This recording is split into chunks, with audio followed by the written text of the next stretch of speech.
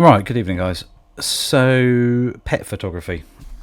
The old saying of don't work with pets or children. Yeah, it's not easy. Anyway, I get messages daily, weekly from even emails to Instagram to Facebook, obviously on YouTube as well. People asking me questions, which is great. And a couple of times this week, or say last week now, I had two of basically the same question. How do I get my photos so clear and sharp? And, which camera would I choose for this, that, and the other? Obviously, I'm in a very lucky position to own three different cameras. I've got the RX10 Mark IV, the new A6700, and the A1. And I've obviously utilised different Sony cameras over the years. And a lot of the time, I'm doing as little as I can on the editing side, because I don't really want to be editing. I'd rather try and get the pictures as good as possible in camera, and then do little minor adjustments, like as in brightness, contrast, highlights, etc. And it just makes the pictures become as realistic as possible, because at the end of the day, I don't want to really be adding anything fake into my images, or too many filters, or softening this and softening that. So basically, I just try and get the settings as close as possible, and then just tweak them, like so. Anyway, we're going to look at one of these photos here. So I made the mistake of utilising just the 35mm lens. I should have brought along with me was the 135. I mean, this is a friend's dog, so basically I'm just snapping away, and I let them out to have some lunch and gave them a little run around. So I thought, while I'm there, I'll take some photos. And I thought, well, the puppy's quite young, so as soon as you get down on your knees, normally the puppy's right close to you. So I thought, well, wide angle then, it's going to be easier. But no, because Mummy was there, as in the larger dog, they were just running around and playing and play fighting or whatever. And I thought, damn it, I could have really done with the 135. Would have been brilliant. Anyway, luckily, the A1's got 50 megapixels, so we've got plenty of croppability. And even shooting at f1.2, the pictures are pretty good. And it works quite nicely. So we've got pretty good sharp images, and what I'm going to do is actually highlight all of the images now and just set the settings from this one to match, because basically the light hadn't changed, and I'm shooting pretty much in the same direction on all of them, apart from one, I think, actually, which is that one, which isn't too bad actually. Could probably on that one just drop the highlights down a bit more, maybe a bit more shadow to get that sky a bit better. But yeah, there we go.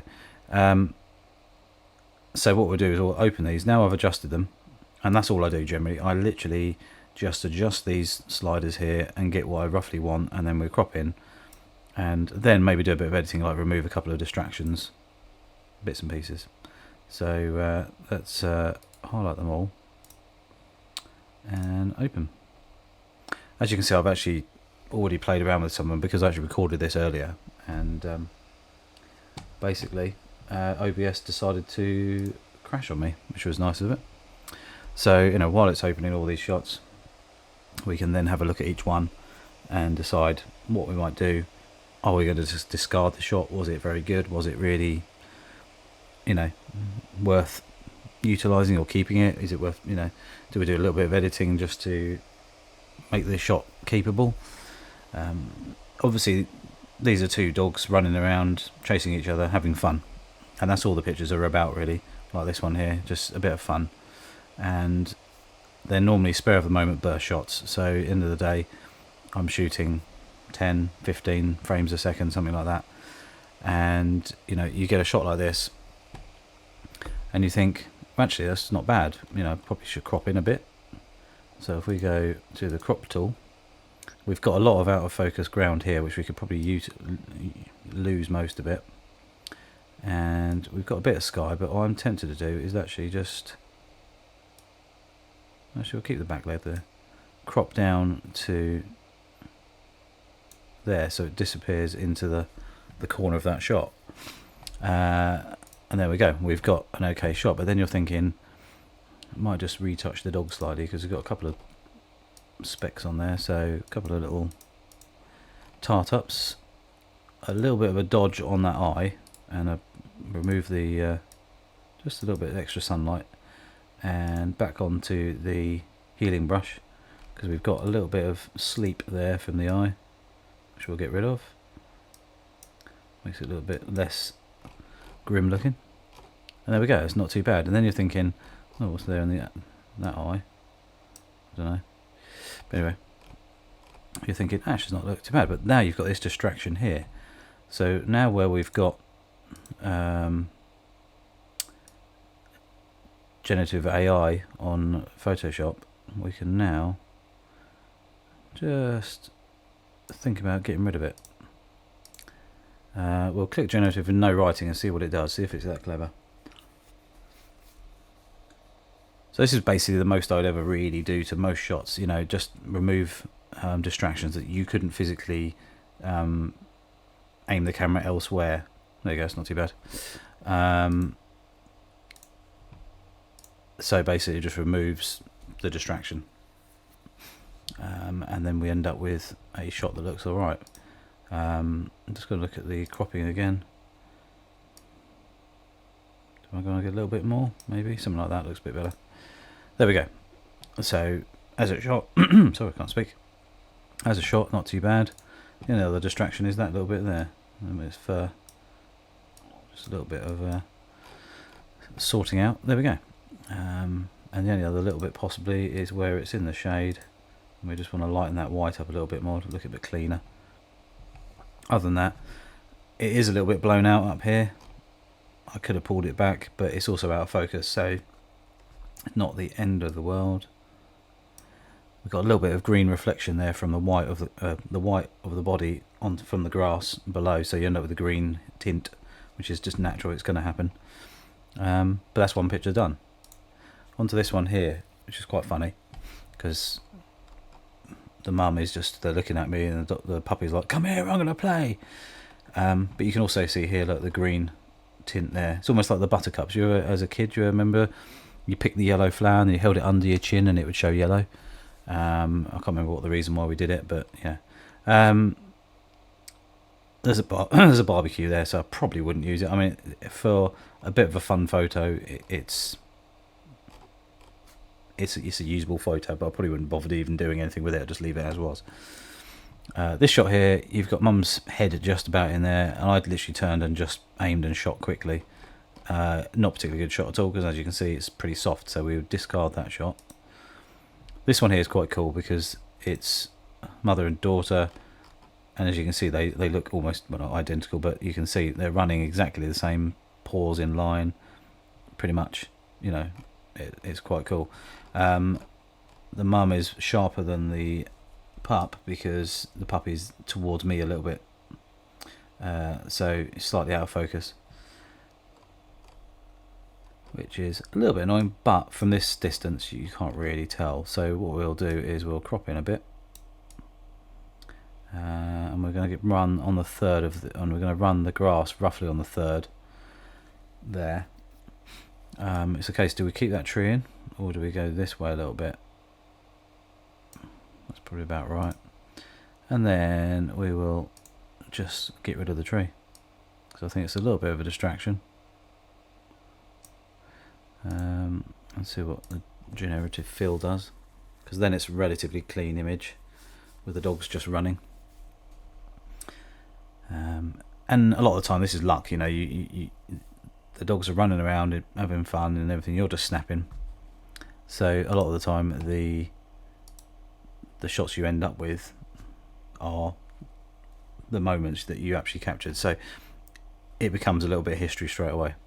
This one's quite funny. The ears and everything, tail right around the back of dog, but you can't see the puppy's face or anything like that, so probably discard that shot.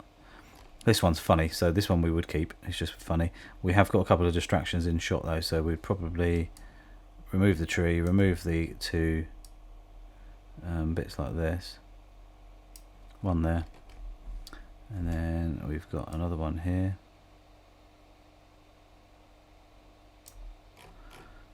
I don't know if it'll do it all in one. Should do. And then we've got the tree to get rid of,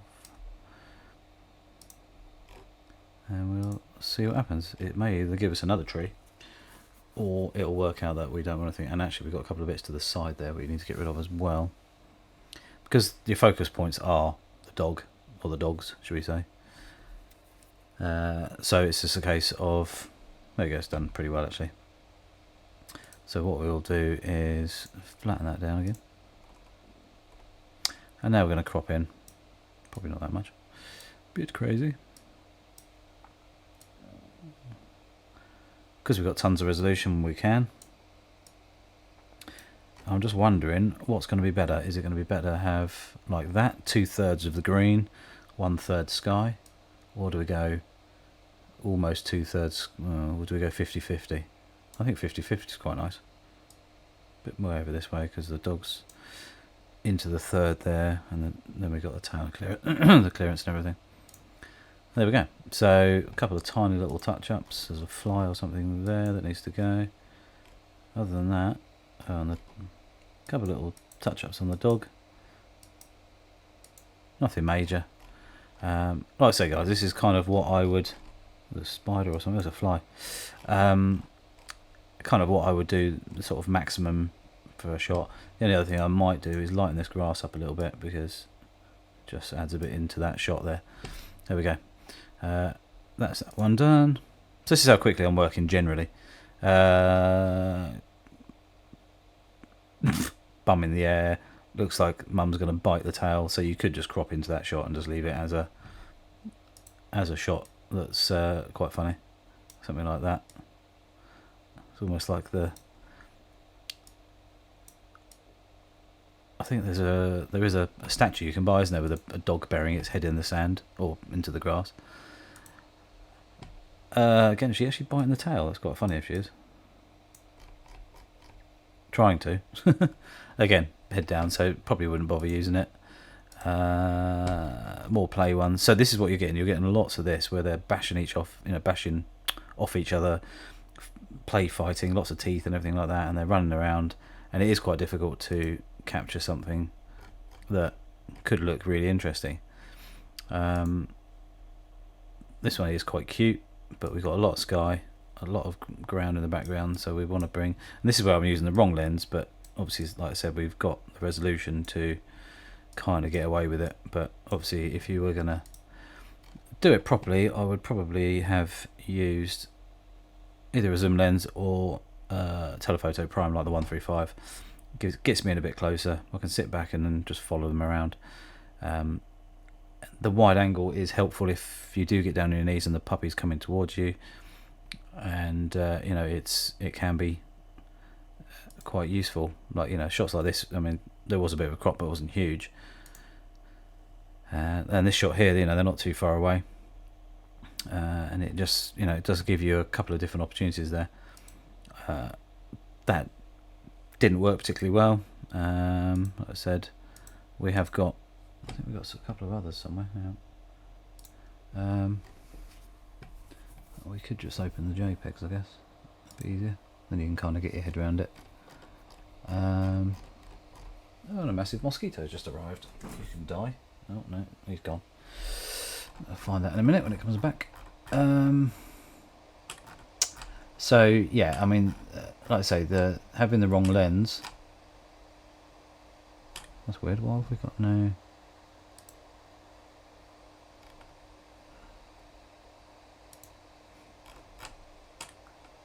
So a shot, for example, that didn't work particularly well is this one. It's obviously being processed already. I was shooting at f1.4, I think, on this one, and as you can see, the eyes are sharp, but nose isn't. But we're not too far off being deep enough there to get the nose in sharp. The teeth are not too bad. And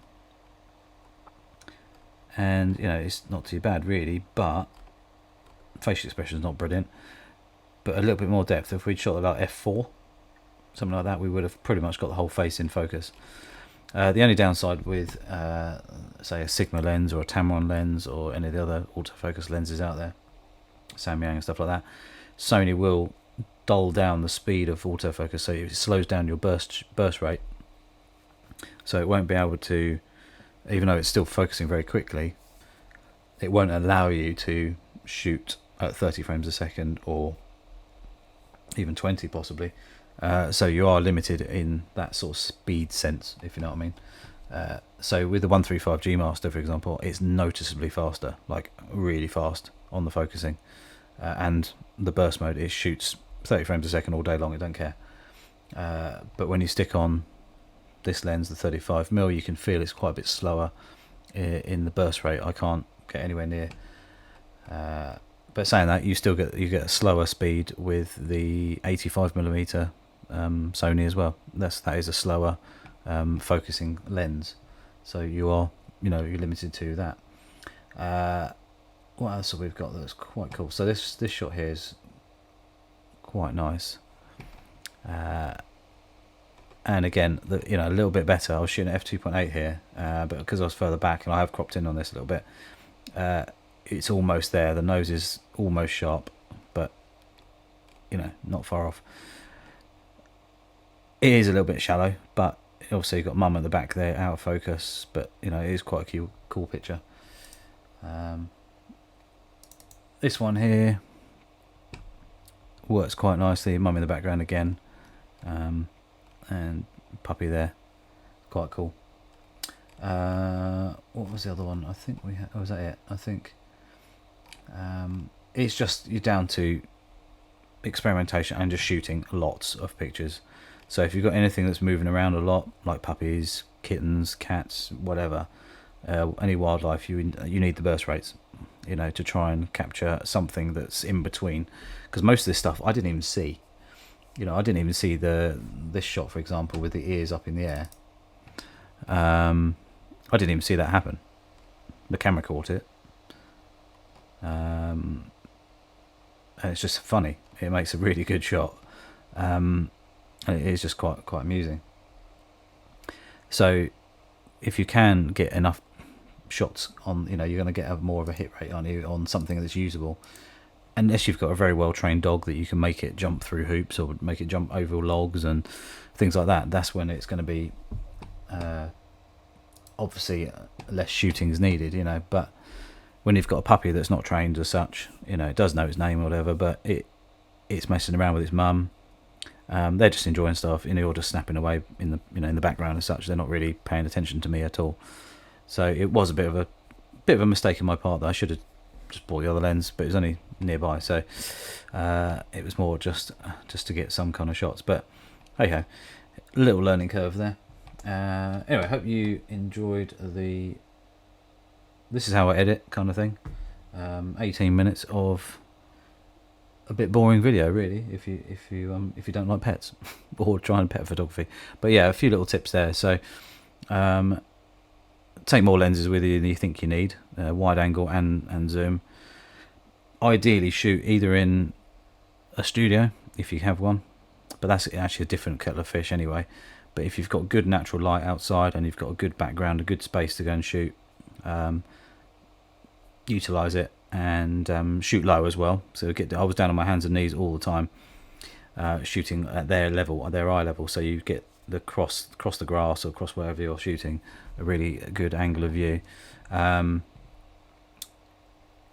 Try and shoot in the same direction all the time. So I was shooting with the sun behind me most of the time, and obviously the light basically is the same everywhere, so you don't have to worry about your settings too much, unless it's cloudy and then suddenly it's sunny, and then obviously you're changing things. But my settings did not change really at all, so that was quite good on that point. Use eye autofocus if you've got it, and be aware of your distance from your subject versus your f-stop. So obviously I could shoot f1.2 from here from this distance, which is quite a long way away. Well, actually it's cropped in already, but even from a good distance, 20 feet or so, there was enough in focus of the dogs. But obviously as they get closer, it becomes shallower and shallower, so that's when you need to stop down your, you might be at f5.6, it might even be at f8 a couple of times if they get too close.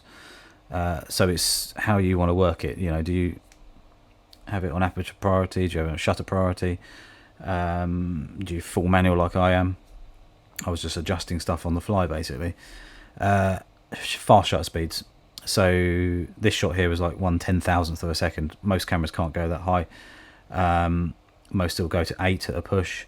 A lot of cameras out there, entry level ones, are 1/4000th of a second.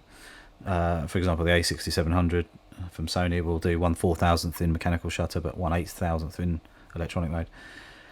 The A1 can do 1/32,000th of a second.